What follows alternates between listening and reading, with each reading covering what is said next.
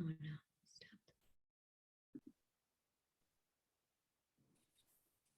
Hello. Our literacy group is get together again for the second episode. I can hardly wait. Faith, why don't you kick us off? All right. Hi, everyone. My name is Faith Borkowsky. I'm so happy to be here.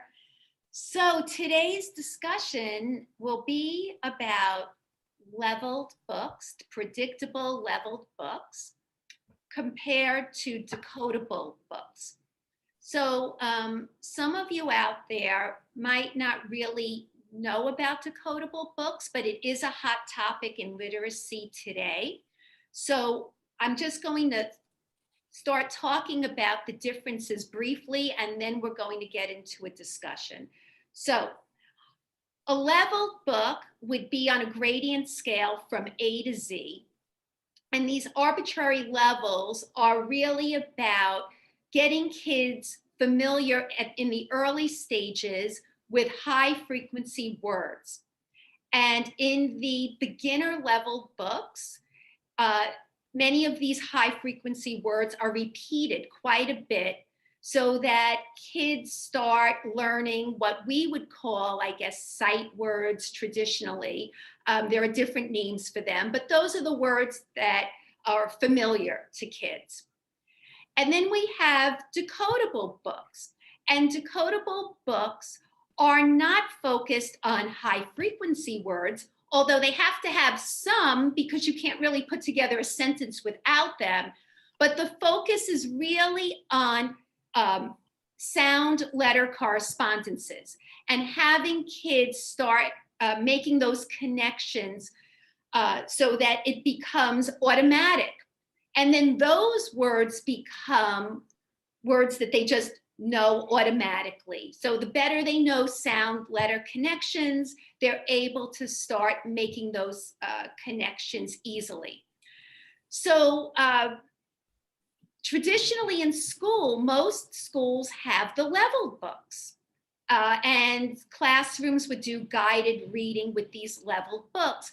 So a guided reading group would take a leveled book, sit with a group of kids, and cue these kids using, traditionally, pictures and the first letter of some of these words to get kids to know words that perhaps they couldn't sound out, and then the other words they would just learn through repetition. And we're going to talk about the differences today, why some of us feel that one would be a better place to start than the other. So I'm going to turn it over to Mary and Judy now, and then I'll come back and comment after they talk about what they think. So I don't care who starts. I'm a All right. fan. Oh, You want to go, Mary? You go. You go. Okay. You go, Mary. So I'm a huge fan of decodable books. In the school district in which I worked, we have balanced literacy and lots of leveled books, but no decodables when I left in 2019. But if a child is reading on a Fontes and Pinnell level of A through E, they need to be in a decodable book first. And it's to learn those phonics patterns and the spelling that they've already been introduced to during instruction. So they have to learn the decoding first. And where leveled books, it's more about the comprehension, and let's make meaning from the text based on the picture clues and the language. So working with struggling readers now across the country, I know that especially if a reader is struggling, they must have decodable text. And you really can't learn to read, you can't really read a book unless you know short vowel sounds, the CVC pattern, and also schwa. So I think we're leaving out, and teachers are wondering, where do we get the decodables? What are good decodables? But in every balanced literacy classroom, there should be decodable books. What do you think? I would agree, Mary. So I would agree with what you said. In every balanced literacy classroom, there should be a balance. So, you ladies have your boxing gloves on? I All right, I know this was gonna be a hot one. Oh, let me see, Mary. Faith, you got them on? Dun, dun, dun. All right, so Okay. I'm gonna be honest here, as I always am, America and the rest of the world. I did not burn my Rigby PM books. I still have them. Here they are. Here they are. Will you tell the audience though what Rigby PM books are? So these are leveled readers. These are leveled readers that I have successfully worked with many of my students who have done wonderfully with them. Do they work wonderfully with all of my students? Absolutely not. Do I believe that classrooms and students also benefit from decodable texts? Absolutely. But I think that we can't be so rigid as to say, it's my way or the highway, and this is the way it has to be. I think we need to be a little bit flexible. Think about our readers. I do think that some kids do benefit greatly from seeing decodable text only in the early levels. But I think as readers become more independent and we do not train those students to look at those picture cues, I have totally shifted from that.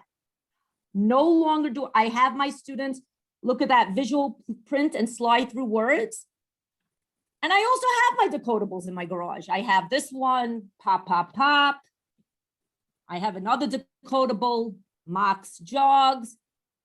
But do I think that it's my way or the highway? No. But Faith, I want to hear a Judy, little bit more about you guys. But Or Judy, wouldn't you agree that in kindergarten, preschool, kindergarten, first grade classrooms, they should be using decodable books?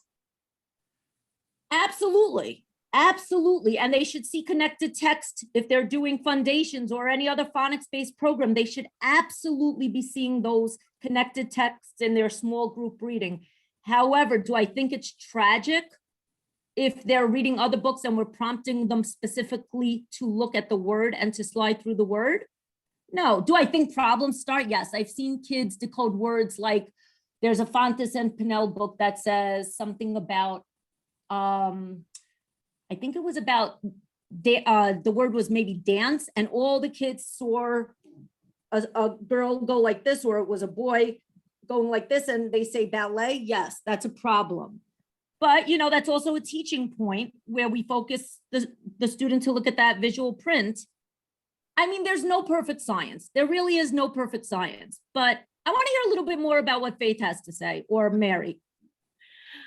All right. So I feel strongly that kids who are starting to learn to read should have decodables.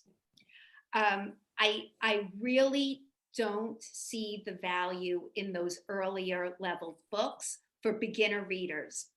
And just for people out there, I have one book that's leveled and one book that is a primary phonics book.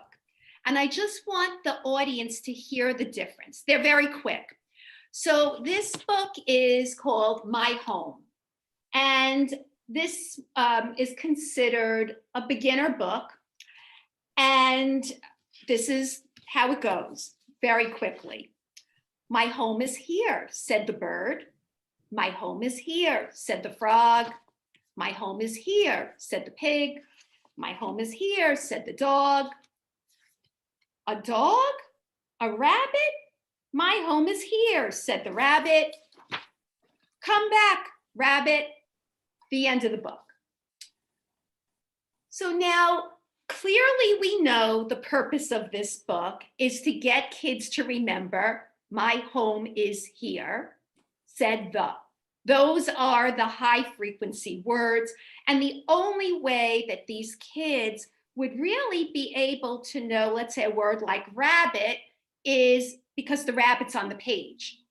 You know, Right. you did not. I disagree, but wait, what about if they saw that letter R and you quickly prompted them to look at the visual print?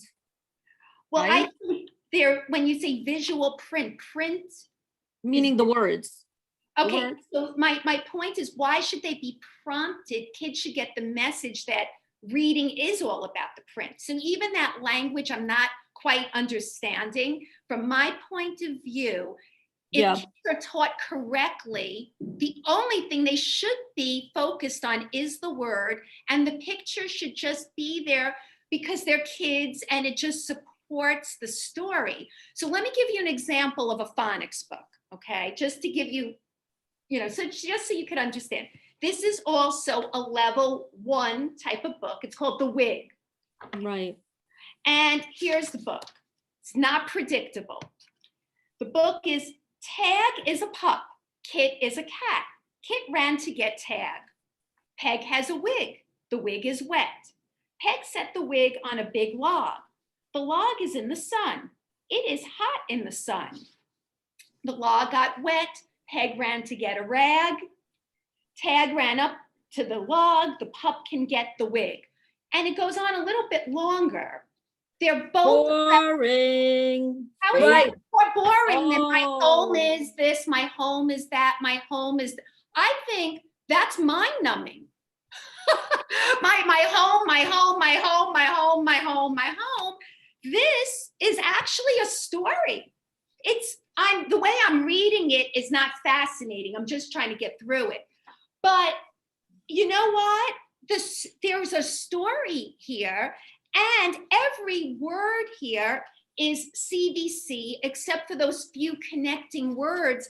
And so for a beginner reader, the joy of them being able to read everything and know that they're reading those words, I think is a lot more rewarding than having their eyes go away from the print and then just having to get their mouths ready to guess, because that's what they're going to have to do. Well, you know what? And the other thing with the home book is that it's so predictable. They can just guess at the entire book, where this, they really have to really unlock the code. So I think you make a great point. I think, but it is stilted language, Judy. I agree with you there. But Right. the kids that are learning to read it build such confidence. Okay, so I agree with you both. And like I said, my schools where I'm working, I'm an advocate. I want geodes to be in those classrooms. I'm purchasing different decodables on a daily basis. I'm making sure that students take home connected text in their homework packets, that they have them in their independent reading packets as well. However, I don't know if it's easy for a kid to read those texts, because what if the child is still struggling with CVC words, and then the cognitive load of having to think about every CVC word, that's a lot of work. And guess what? I'm talking about it because I'm in the field. I'm with the kids in the field on the weekend, during work days, with my teachers. A lot of kids go, oh my God, this is so hard. It's so boring. I can't take it. I don't like reading. And we have to make sure that kids enjoy reading. Right. So there is Yeah. a place for leveled books, because you have to develop the language comprehension. So when teachers are reading aloud a level book, especially to English Right. language learners, and Or to just all type of books. Yes.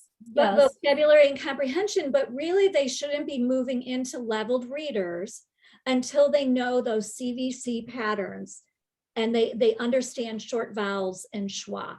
All right. So I want to ask you a question. Yeah. I was going to say, if they learn how to read well, Yeah.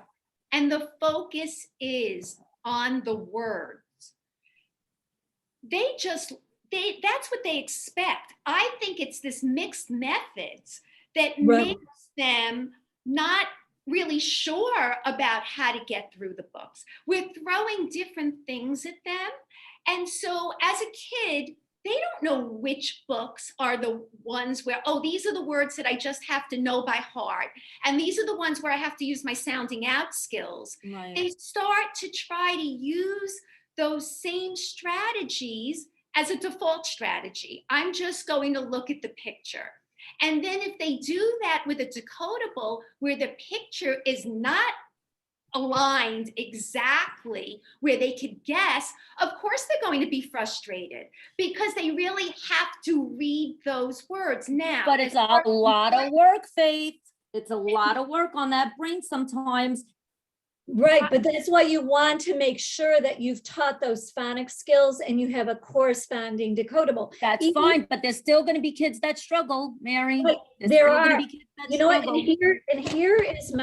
here's a decodable at a much higher level. You can just take a look at the print. There's nothing, there are no pictures. Some of the high frequency words are listed at the top. Yeah, that looks a lot like the Acadians documents that, the screeners that the kids are taking now.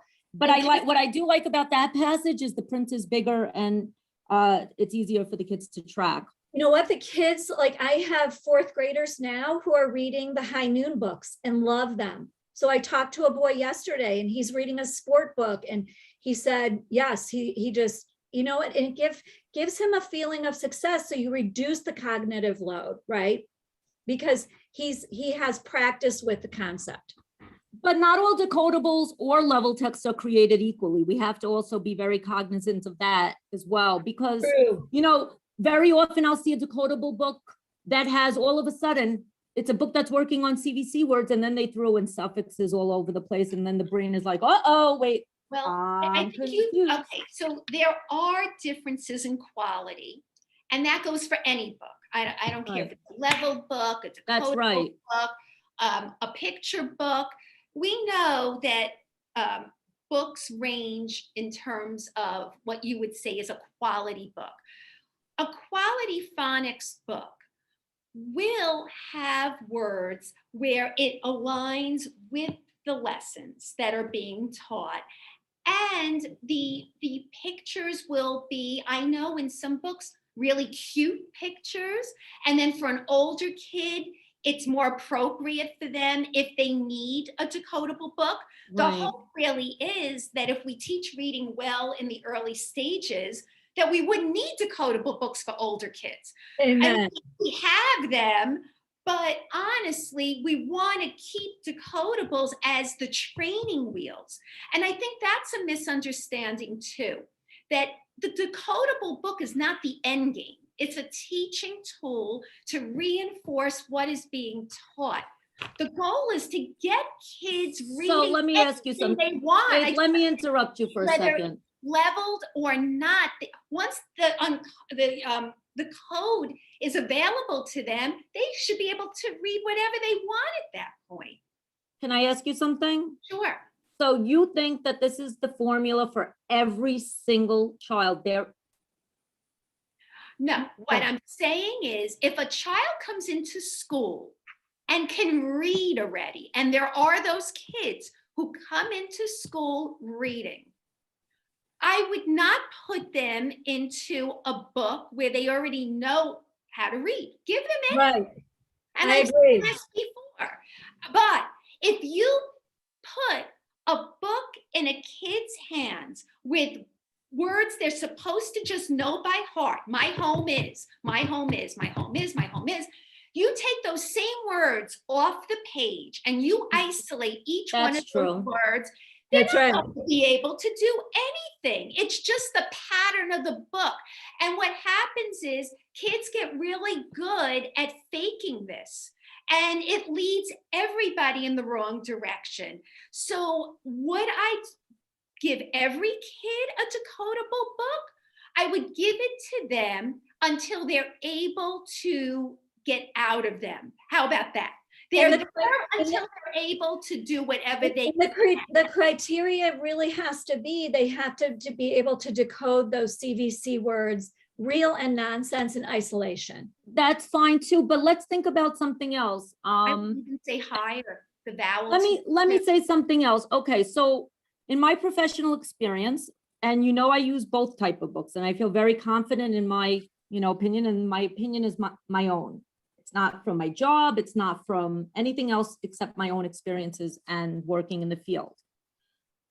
What my concern is very often what I see is that people stay stuck at the same level in a decodable for too long. So you're reading CVC words or words with diagraphs for so long. How do we make sure that people know to shift? Right.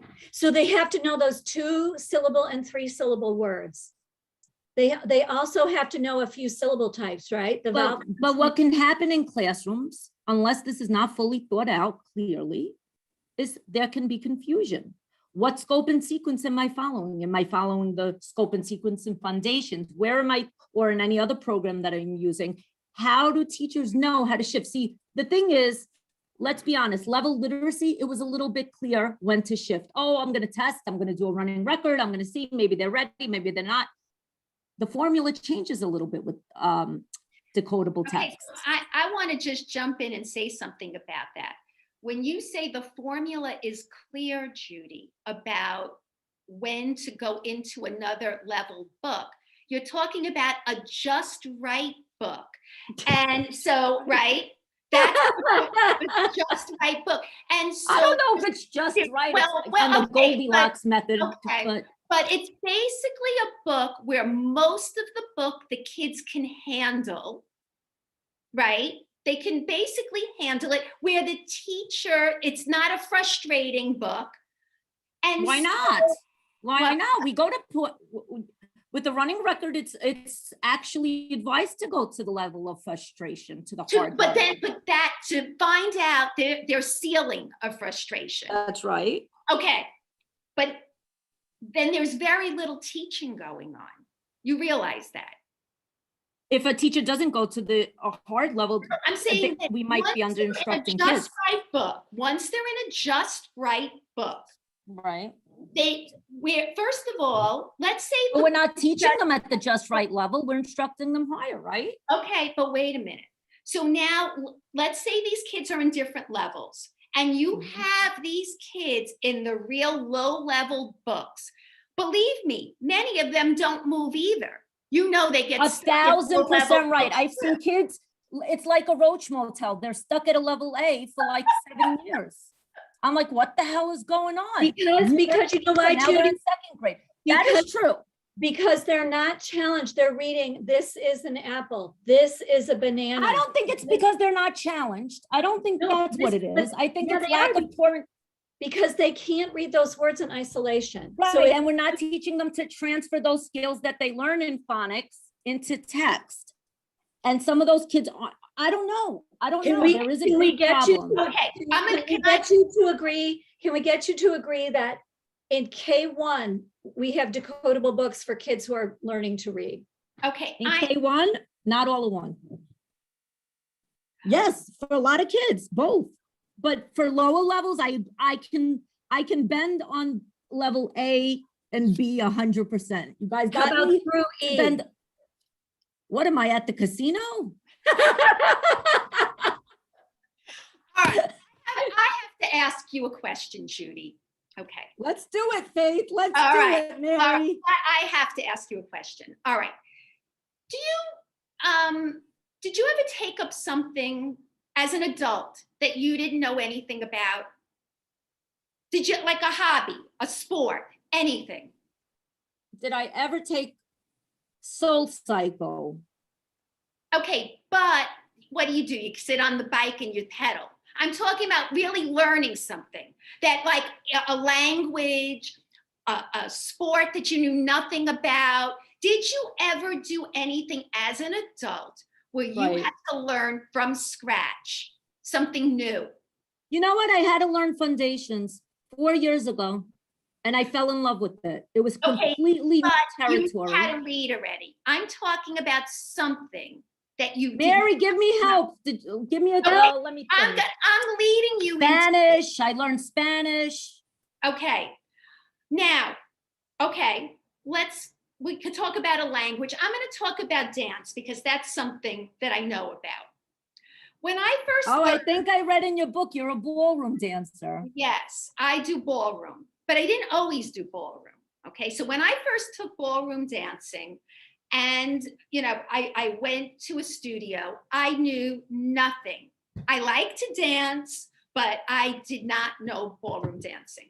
So the way you learn ballroom dancing is they teach you the steps first before they teach you to do a whole dance. You learn step by step, and let me finish. And then to get better, you practice exactly what the teacher is showing you. You don't practice steps you weren't taught yet. So let me finish.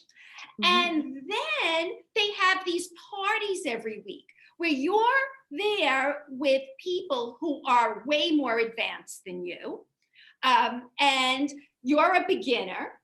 And the idea that you're exposed to this doesn't mean you're able to do those steps. So now, as a beginner, I could stand in the corner with somebody just practicing what I know a little bit. But then if a more advanced dancer asked me to dance, he would either have to come down to the point where I could do those steps, or he would put me at a point where I was just faking it, like going around and just trying to fake it a little bit, or I would get frustrated and say, thank you, but no thank you, I'll pass on this dance. So if we look at decodables and books like you're talking about, the decodable mirrors what should be taught, right? Step by step. As far as putting your toe, no pun intended, into the water, right? A little toe in, you might start to learn things that you were not taught through statistical learning as you get more advanced. But if you put a kid in, I'm looking all around for a lifeline. I'm like, help. I'm being tossed around like a rag doll if I don't know what I'm doing. And that was me. When I first started ballroom dancing, you had men who would ask you to dance who understood you were a beginner. And then you had the men who just wanted you to keep up with them. Okay, so we have about 2 minutes left. All right, so that's all I'm going to say about that. All right, so question. How do you ensure that teachers in those classrooms are moving kids through those decodables so they don't stay at that CVC or diagraph phase for too long? That's the teacher.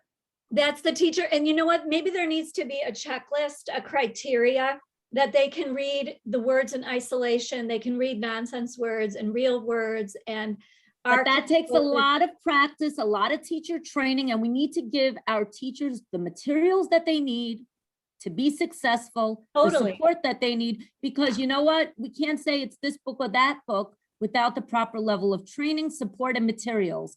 Because if teachers don't have decodables that go through the scope and sequence, what then? The other part is the teachers. Had an argument there.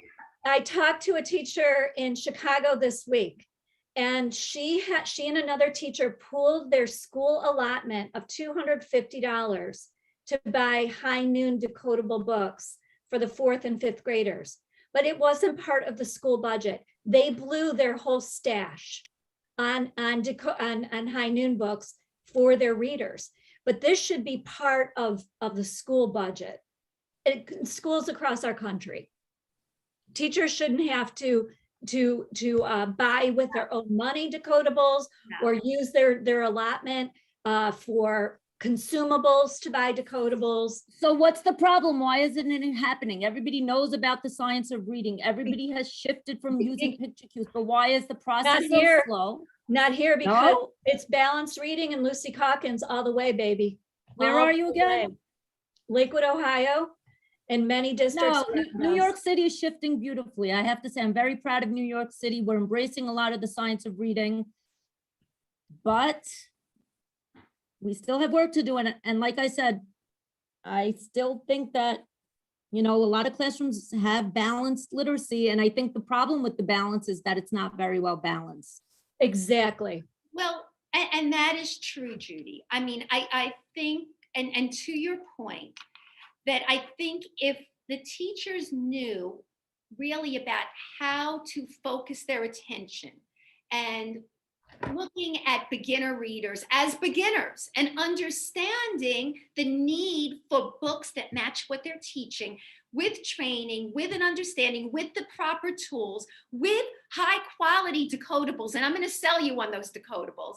I can't wait. You promised me the goodie list, so I hope that I'm going to tell you that there are plenty of really, really good ones. When you say boring, then probably your school has some boring. Not my school. It's nothing about my school. It's in my garage in my basement. It's my own. Okay, well then how old are those? Are they as old as you? No, this is Crab is Mad. What else do I have? Zig and Zag. Wow, that's a thriller. Zig and Zag. But you know what? Entertain you, Judy. The book is not to entertain the adult. But kids Is- need Mary. They love it because they can read it. Mary and They Faith. feel successful. But you know what I call on? I call on administrators. I call on top level administrators to make their budget reflect the science of reading in practice. Teachers are exhausted. They're being told all these conflicting things, and you really have to drill down and say, yeah, beginning readers need decodables. If a kid comes into first grade though, Judy, able to read, then they're not in a decodable. No. All right, so what are you ladies saying? When do we transition into nice, joyful books where there's a beautiful story? Oh, wait. You always use it. I like the way she got that into a beautiful story, as if that these other books are just drudgery. Okay, so how about when do they transfer into authentic books? Instead That's of giving true, yes. books into books where there's transfer. When they 1000%. okay, how about when they have enough code knowledge where they could just look at the word and use their phonics skills to figure out even things they haven't done before. Remember what I said with the dancing? The more I danced, the more I was able to start experimenting. Right, you become like a problem solver because you know how words work. And understand the rhythm of certain things and some steps. And teachers should be reading aloud real books, Yes. rich language. That's right. But teachers also, can I say one last thing? One last thing, I promise. I know I talk a lot. I was teaching second grade and we were at a grade level meeting, and my team, we were reading The One and Only Ivan. We were called out by the balanced literacy people because it was too high level. And I argued for the whole language comprehension piece. And it was a bad meeting because they were shaming us for using The One and Only Ivan as a read aloud. But kids what they don't understand is that they can understand listening. Their listening comprehension is so much higher than their reading comprehension. So we don't throw these things out, no. One last thing that I want to say though, I think whatever book we're using, and listen, tomorrow there might not be decodables in a teacher's classroom. That teacher might have to go on the internet to find. But even if they are using different type of books, it's very important to bring the attention to those skills that the kids are learning in phonics, regardless of whatever you're reading. Like if there's a suffix in a word and you just learn suffixes, oh, wow, it really does exist in a book. Or if there's a vowel team, bring it to the attention of the kids. Kids need to make that transference. It's not happening enough in those classrooms, and kids really need to learn those skills and transfer them. That is key. So to wind up, if we had to just give teachers one bit of advice for teachers who have no control over their budgets and they're in balanced literacy classrooms now, what would you say to them? What piece of advice would you leave them with so that they might want to walk away with something practical from this conversation? I would say that when I did an online search, there are many decodable books that are online and free. So reading A to Z, those level books, again, I'm not crazy about them for beginner readers, but I would say, you know what, we have a reading crisis in America. We have 40% of our kids graduate from high school who are low literate. So if they have solid foundational skills at K1, 2, then we're going to eliminate literacy poverty.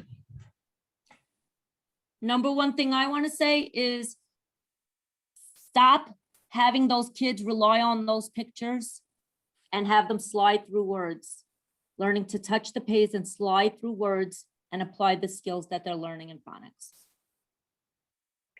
And if I'm going to leave people with one last thought, my thought is to put yourself into their shoes, and that when we're giving them books and we're sitting in a group and trying to show them how to read. We're trying to make that connection from the beginning that whatever things that they say could be in print, that sounds and letters go together, and that we should not be encouraging, as you said, Judy, that we should not be encouraging picture cueing. We should not be encouraging to skip words, come back. Context, so here's my last thought. Context is there to confirm meaning, right? Reading the word should come first. The context should be there to make sure that we are reading words correctly.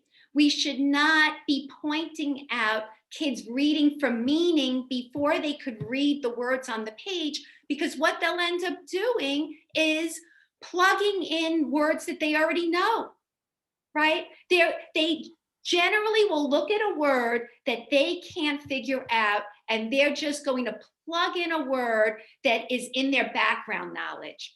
Even words that they can read, they are so used to guessing that they're just going to plug in words, because that term reading for meaning is meaning in their little world, their world that they know, pets, friends, animals, houses, their neighborhood, and they're going to bring meaning to what they're reading rather than pulling out meaning from what they read. So just to be mindful of that when you are working on a book, be very careful to make sure that they're looking at print first and confirming meaning with discussion. We want to say thank you to everyone who's listening. We love doing this. We're having so much fun. And we want to say, if you like us, to subscribe to this channel, and also put in the comments anything that you would like to know more about. So it'll give us some direction with some of the issues that we discuss. Okay. All right. Sounds good. Thanks, everyone. All right, Judy, are you okay? Did I stop recording? No, we're still on.